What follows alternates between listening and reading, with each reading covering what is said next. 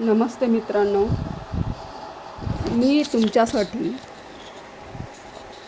काय घेऊन आलेले आहे बघा. अगोदर मी सांगितलं मोठमोठ्या कामामध्ये छोट्या छोट्या गोष्टी, म्हणजे कुठलं एक कामं करताना छोटी छोटी गोष्ट आपण विसरतो, ते आपल्याला झालेलं आहे.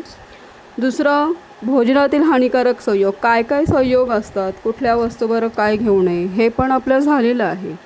आता आपल्याला आपल्या शरीराचं मेन कुठे रोग जास्त होतात तर ते आपण बघूया, आणि काय काय रोग होतात ते पण बघूया.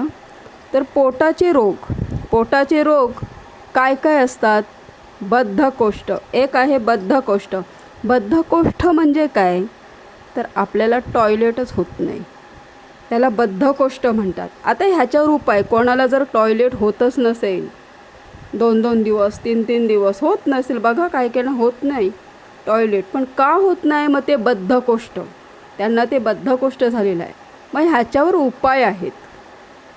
बद्धकोष्ठाचा उपाय नंबर 1, सकाळी उठल्याबरोबर दात स्वच्छ करून 1 पेला थंड पाणी प्यावे, आणि नंतर 1 पेला कोमट पाणी घ्यायचं आहे, त्यामध्ये लिंबू टाकायचं आहे, लिंबू पिळायचं आहे, पूर्ण 1 लिंबू प्यायचं आणि ते पाणी घ्यायचं.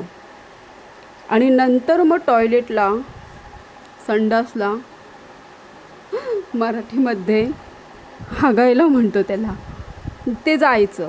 कारण ते बद्धकोष्ठ त्याच्यावरूनच असतं ना. काय काय ना तर टॉयलेट होत नाही, हे संडास वगैरे होत नाही 2-2 3-3 दिवस, त्यांनी हा उपाय करा. परत एकदा उपाय सांगते.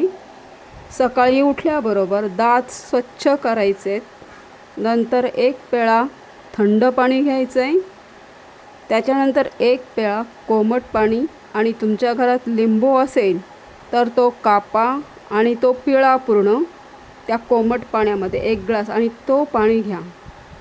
तुम्हाला नक्कीच टॉयलेटला होईल. लक्षात ठेवा मित्रांनो, डॉक्टरकडे जायची गरजच नाही, आपल्याला घरच्या घरी बघायचे. तर इथे हा एक उपाय आहे. दुसरा उपाय आहे तो दुसऱ्या व्हिडिओमध्ये दिला जाईल.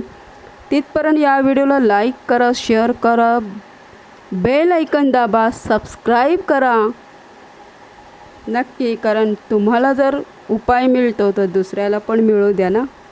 बरोबर आहे की नाही. जय हिंद, जय महाराष्ट्र, जय भारत.